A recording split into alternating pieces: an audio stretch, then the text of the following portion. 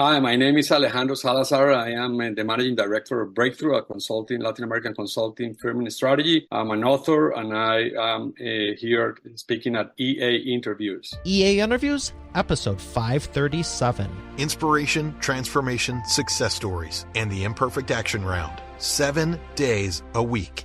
Join Mario Ficini for today's Expert Authority Effect interview. All right, Expert Authority world, have you ever felt like you have a great product, a service, something of that nature, and it's just not getting the traction that you want? You know, you want to help people, but you just feel like something is missing. I know I felt that way before, and that's why you're here, and that's why today we're going to go into detail as to why traditional strategic planning is dead and how implementing the revolutionary 8 guiding principles of the new Emergent strategy approach will breathe new life while transforming your organizational success. I'm going to bring them up right after we thank our sponsor, Alejandro Salazar. Every business needs a book, including yours. And that's why I'm launching my new book to help you regardless of where you think your current writing abilities are. Visit eapublishingmethodbook.com today to learn the 7 steps to publish and promote your nonfiction lead and profit-generating business book in 8 weeks. Once again, that's eapublishingmethodbook.com. Here he is, ladies and gentlemen, Alejandro Salazar. Alejandro, how are you feeling today? Pretty good, Mario. Very happy to be here in your show and open to questions. I'm very interested in talking about my theory and how it contrasts with the general practice of strategic planning, which I think is not the solution but the problem. So tell me, why is traditional strategic planning dead? And what have you found to be the new way with your Emergent approach? Okay. The plans, I guess everybody knows in its own privacy of its own spirit that the plans don't work. There are many, so many philosophers have touched upon that. Plans fail, when plans fail, people change them for other plans.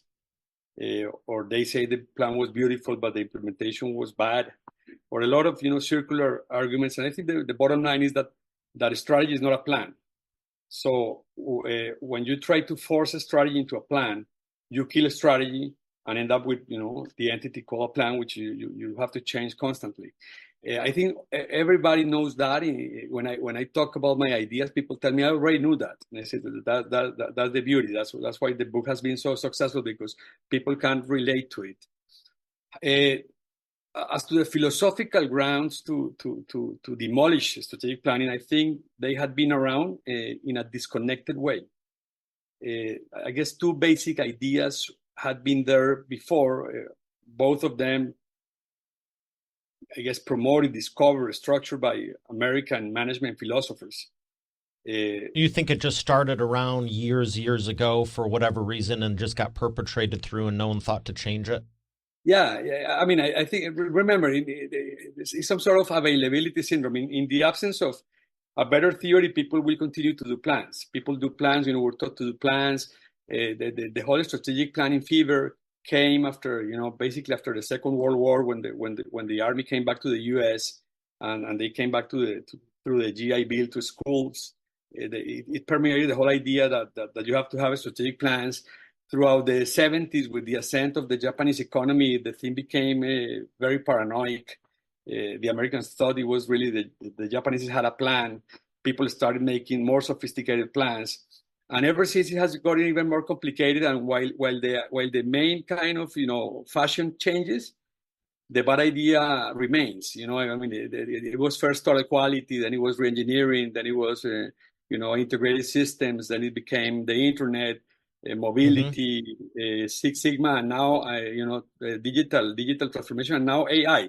But there's always a big idea hovering. But the idea is that people have to do some plans to face that reality. And so it's a widespread phenomenon. I think not only companies and corporations and small businesses do strategic plans, states do them, regions do them, even by law. I mean, so why shouldn't companies do them? they shouldn't do it because it doesn't work. I mean, you know, what you need, you know, the whole term is a little bit of an oxymoron. Strategic plans, you cannot have a strategy through plans. A strategy is a different phenomenon. So, and I was going to tell you that the basic ideas were around. You know, my theory, I just simply kind of connected the two ideas. One idea as to what is a strategy and what is not, and another idea as to how can you come up with one. Those two things were, you know, there were very good insights that were disconnected as to what is a strategy. Mike Porter, the famous Harvard scholar and, you know, probably foremost strategy thinker in the last 50 years, in 1996 posited that a strategy, the output of a strategy was a set of hard choices. It wasn't objectives. It wasn't projects. It was choice, hard choices. The secret of strategy is hard choice, he said. Strategy is choice. That idea, you know, I was working back then in the company he had founded. So, you know, it came very close to me. And it changed my way of understanding. I think everybody changed his or her perspective with that seminal idea. But then, you know, I thought that the thing was going to be a revolution of itself, and it didn't. To the day, I think it's the number 1 or 2 paper in HBR. The idea that a strategy is not objectives, is not, you know, projects, it's simply choices, hard choices.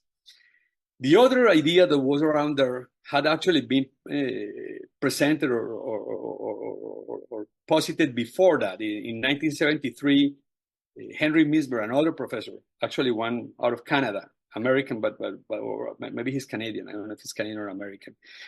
And what he said was that you couldn't get to whatever the strategy was through a process of planning. He said planning kills whatever the phenomenon is. He left it there too. No, both of them left ideas there. Just open-ended like that. Yeah, they didn't connect them, and so they couldn't possibly compete with the industry, the cookie monster industry that lives off strategic plans and, you know, everything it opens with the strategic plans. Remember that strategic plan is a little bit of a Trojan horse where you can sell a lot of other things. So the industry was addicted to the idea. You know, when I heard Porter presenting his idea of strategy choice, it changed my life, and I started. You know, I mean, I couldn't follow my old route, and I started trying to get companies to exercise hard choice. And what I learned, you know, I later connected to Mintzberg's ideas. What I learned is that strategy had to be a process of discovering, learning that would catalyze the famous hard choice, and that you would have to not finish with action, but start with action. So it was totally contrarian to the strategic planning process. You would start by reflecting upon what you're doing, by understanding the unintended outcomes of what you're doing in the market. And through that process, entering dissonance and eventually displacing a paradigm that would then give you the courage to exercise the hard choice. So it was a fascinating process. Why do you think so many people have issues with the hard choice? Because I'm in agreement. Like, nothing's going to get done if you don't take action, if you don't make a decision, especially if it's a hard one. And it seems like everyone wants to be at B, but they want to be at C, but they don't want to go through B and decide. And then you just get stuck at point A, and it's like, well, I wish, you know, it would be nice if. It's like, do it or don't. Like, I've joked, like, it's a 50-50 shot. It's either going to work or it's not.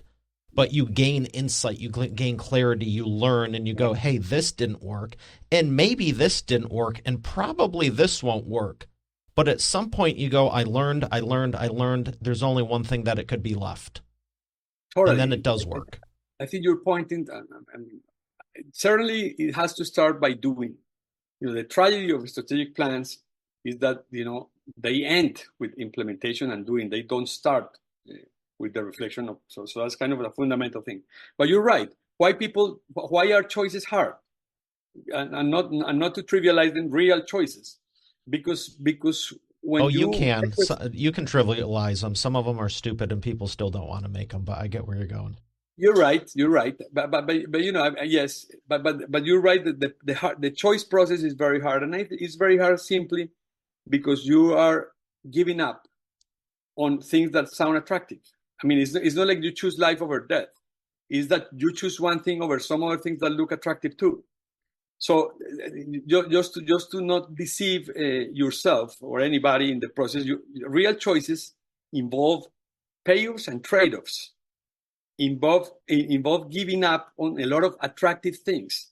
One of which, and probably the most attractive of them all, is that choice is not about improving. I mean, if you can improve, then why would you choose anything A over B?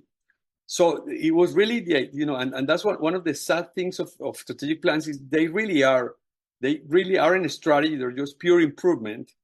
And improvement, this is going to be very hard, what I'm going to say.